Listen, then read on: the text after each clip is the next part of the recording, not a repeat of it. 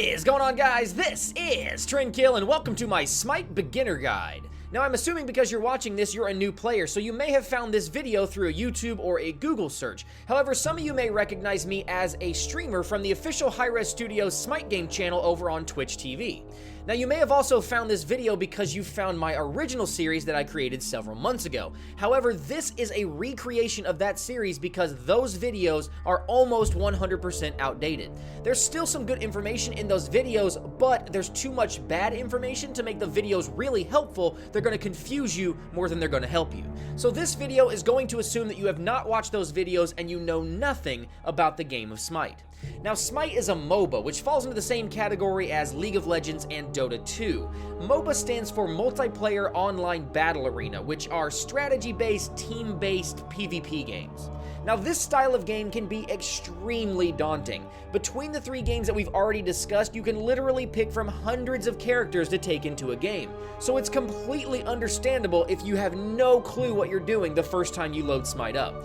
So the first thing to understand is that if you've never played a MOBA style game before, you definitely are not going to know what's going on because they are nothing like any other game. The first thing I would recommend is to go into the practice modes. The basic tutorial is going to walk you through a very dumbed down version of the game. It's going to teach you just about everything from selecting and locking in a god to winning by killing the enemy Titan. Now, the main game mode that most people play is called Conquest. If you've seen someone else play a Conquest game, you'll know that the main Conquest map has 3 lanes. The main difference, obviously, just by looking at the map, is that the practice map only has 1 lane. This is also known as the Joust map, and Joust is a 1v1 style game mode. Now, speaking of Joust, the first thing that you're going to have to do after you complete the basic tutorial is to head into a practice Joust match. That's going to put you in that exact same map, however, it's going to give you more freedom and allow you to actually try to beat a computer-controlled opponent. Now, this is where the first tip in the beginner's guide is going to come into play. Now that you've completed the basic tutorial and you know what your minions and the enemy minions look like, let's talk for a minute about minion attack priority. Now, bear with me, I'm going to say the word minion a lot over the next few sentences. Waves of minions and minion priority are absolutely cornerstones of every single MOBA game, and more specifically, especially in Smite. In Smite, you control a god. The waves of minions are mere mortals and are basically your human shields, and you should treat them as such. Knowing how your minions are going to react to any given situation is absolutely paramount to your survival. So a minion's first priority is another minion. What this means is that if an enemy minion is attacking you and one of your minions walks into range of them, they will stop attacking you and start attacking that minion. The same thing goes for a tower. If their minions are attacking your tower and a wave of your minions walks into tower range, their minions will stop attacking your tower and start attacking your minions. A minion's second priority are objectives, towers, phoenixes, and/or the Titan. So what this means is that enemy minions will always prioritize objectives unless there are other minions around, because other minions are their #1 priority. Now, there's one stipulation to this rule that is not included in the first rule. In the first rule, if you are standing in the middle of the lane and enemy minions are attacking you, when your minions walk into range, the enemy minions will stop attacking you and start attacking your minions. However, when it comes to objectives, objectives don't move. So if you are standing in front of your tower, minions aren't going to walk past you to get to your tower. They're going to attack you because they saw you first. The only way to get them to prioritize your objectives are to walk behind those objectives, allow the enemy minions to see that objective, and then the enemy minions will ignore you if you happen to walk past them again. Now, there's one way to upset this balance, and that is to attack an enemy god. If you and the enemy god in your lane both have a full wave of minions attacking each other, and you happen to hit that enemy god with any amount of damage, their minions will stop attacking your minions and start attacking you. Now, early on in the game, in Smite specifically, minions do a ton of damage. There's almost no case where you going into a wave of minions and attacking the enemy god is going to come out with you getting a kill and not dying. Now, don't get me wrong, I'm not trying to promote passive play. There are times when you're going to want to attack the enemy god when there's minions around. However, very early on, it's generally a bad idea, and you should play a little more safe than what you probably think you should. Alright, so now that you've learned everything you can from the tutorial, you've got a basic idea of how the game's gonna play out, and you know not to mess with minions early on, assuming you're comfortable, let's go ahead and jump into our first Conquest match. Now, the first thing that you're gonna see when you actually accept the match and you get into the lobby is a humongous list of gods. You may only have certain gods available, or if you've bought the god pack, you have every single god in Smite available to choose from. Now, currently in Smite, there are almost 50 gods to select to take into your first match. That's as of the creation of this video, and there are plenty more on the way. So still, what do? There's 50 gods to pick from. How do I know who to take into my first match? Well, luckily, Hi-Rez has added this nifty filter option. This drop-down allows you to choose from 5 different categories of character: assassins, warriors, guardians, mages, and hunters. Assassins are just that. They're assassins that deal a lot of burst damage and also have a lot of tricks up their sleeves. Warriors are going to be defined as bruisers. They're going to be able to take a decent amount of damage and deal a decent amount of damage, all while having high sustain. Guardians are tanks. Those are going to be the guys that initiate team fights and also absorb a ton of damage. Now, your mages is probably your broadest category. There are generally 3 types of mages. You've got pushers, you've got healers, and you've got glass cannons. A glass cannon is somebody who's going to do a ton of damage, but is going to die very quickly if they're focused.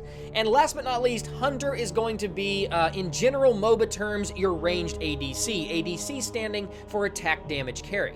These guys are generally going to find themselves in the long lane, or because there's 2 people, also called the dual lane, with their guardians. Unlike a lot of the other physical gods, hunters are going to rely heavily on auto attacks and can do so safely because they attack from a distance. Alright, so now we have all 5 classes defined. Let's talk about what roles those classes are going to fill.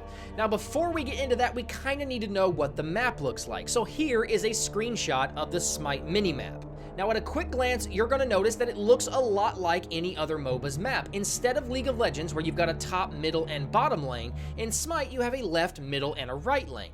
Now, I want you to notice one big difference between this picture's left lane and its right lane. In the left lane, the first 2 towers are much closer together than the right lane's first 2 towers. There's a shorter distance between the left lane's first 2 towers than there are the right lane's first 2 towers, which is why we define that lane as the short lane.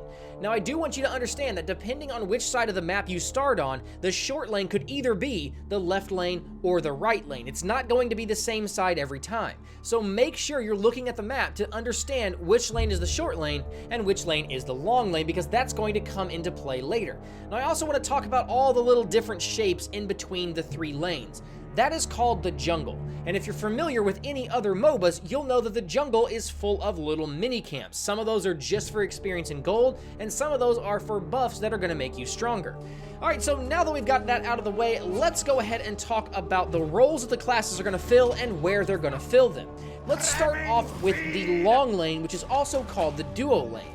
Now, it's called the duo lane because generally it's the only place on the map where you're going to find 2 classes together in one lane. The plus side is that you have 2 people in the same lane to help defend that tower. The downside is that those 2 people have to split experience and gold.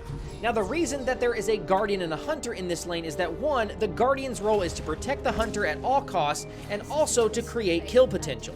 2, the hunter's role is to make sure that the enemy minions do not get to your tower and also help provide your guardian with extra gold by last hitting minions. The hunter will provide extra gold by last hitting minions through an item called Watcher's Gift, which is almost a necessity on most guardians. And lastly, it's okay if a hunter has to split a little bit of experience and or gold, because their auto attacks are still going to do a ton of damage, even if they're a little bit behind. Now, the other 2 lanes, middle and solo, are very similar, but for as many similarities as they also have that many differences. The middle lane is where you're going to see your mages, and I say this because the middle lane is where you're going to want to control minions above all else. If you remember from when I defined the classes, there are 3 types of mages: healers, pushers, and glass cannons. Mid is where you're going to want to see your pushers. A strong mid god is a god who can efficiently and effectively clear a minion wave, as well as do a ton of poke damage to the enemy god, all while being able to safely retreat to their tower should a gank come in from the jungle. The best mage that comes to mind is Agni. He's got all three of those things. He's got an ult that can poke the enemy god for free and still do a ton of damage. He's got two abilities that are easily two of the best wave clearing abilities in the game, and he's got a dash which is very rare for a mage style character. Not to mention, on top of all of that, he's got one of the most versatile stuns in the game. Now, another playstyle is somebody who's going to sit in their tower and toss one ability out to clear an entire wave. Ao Kuang comes to mind. He can safely sit in his tower, throw tornadoes out to clear an entire wave, and not have to do much of anything to protect his tower. Now let's take a look at the short or solo lane. Now, the solo lane is where you're going to find your warriors or your bruiser type gods because they have a ton of sustain. Again, they can take a lot of damage and they can deal a lot of damage, and most of them can pretty efficiently clear an enemy minion wave. Now, there's no argument that the solo lane takes its own mentality. It is a very boring and tedious lane for most people. It's essentially a farm fest. It's clearing minions and poking your head in and out of the jungle in between minion waves. The main objective of the solo laner is to protect its tower at all costs. Once the enemy god gets your first tower down, they've essentially won their lane and they will start to roam. When that happens, if you try to push their tower down, you're almost always overextended and it becomes very hard for you to get their first tower. Not to mention, at that point, you've essentially got two junglers, which makes enemy positioning extremely unpredictable. The main things to remember as a solo laner is, one, if you're not sure where you should be, protecting your tower is almost always the answer, and two, if you're not sure where the enemy solo laner is, make sure you use the VGS system and call it out. Odds are, if your solo opponent is missing, they are in one of three places. They've either backed to their well, they're in the jungle helping their jungler with a camp, or they've rotated mid to maybe help start a team fight. If you notice that your mid is overextended and may be in trouble, you might want to rotate with them.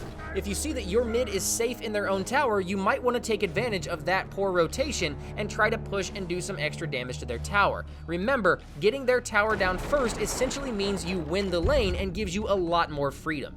Now, last but not least, we're going to talk about the jungle role, and the jungle role is almost always filled by an assassin. Now, to be a jungler, it's almost a necessity to have two items. One being Bumba's Mask for sustain, and two being Hand of the Gods for quick camp clear.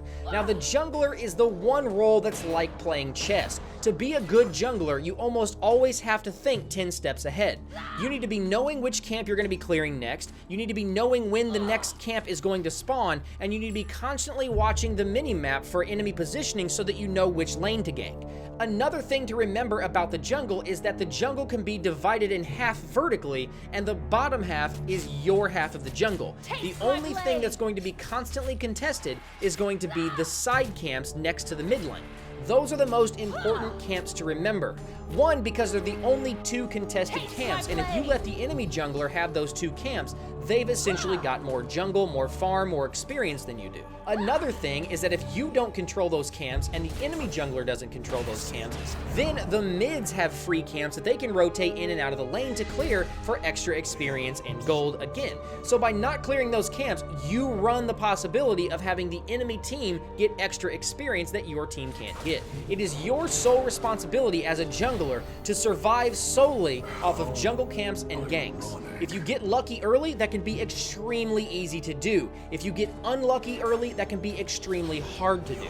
A poorly timed gank can get you killed, which puts you several seconds behind the enemy jungler and possibly several levels behind the enemy jungler. But a good gank can put you several hundred gold up on that jungler and give you a distinct advantage early, which may snowball into the late game. And really, guys, that's going to do it for episode 1. Now we've talked about how to actually get started in Smite if you've never played a Smite game, and now you know a little bit about the gods and where those types of gods should be played. In the next video, we're going to talk about itemization. So now that you've selected a god, you've selected a role, and you've gone into a game, now what kind of items do you buy? And we're going to go through and talk about different builds for different positions. I do want you guys to understand that this game is still in beta, so these guides may be outdated a lot faster than they should be, but if that's the case, I will remake them in the future. I say that because the next video, the itemization video, is the one that's most likely to change. In the future, I will also be working on god guides, which are guides for specific gods, but I'm not going to do that until the beta is complete and until we know exactly where each god is going to stand. So thanks for stopping by and hanging out with me, guys. Hopefully this video has taught you a lot about how to get started in Smite. If you have any questions or concerns, please leave that stuff in the comment section below, or you can send me a message over on twitch.tv/trendstreamv01. I will be happy to answer your questions, and until next time, guys, we'll see you later. Thanks, guys. Bye.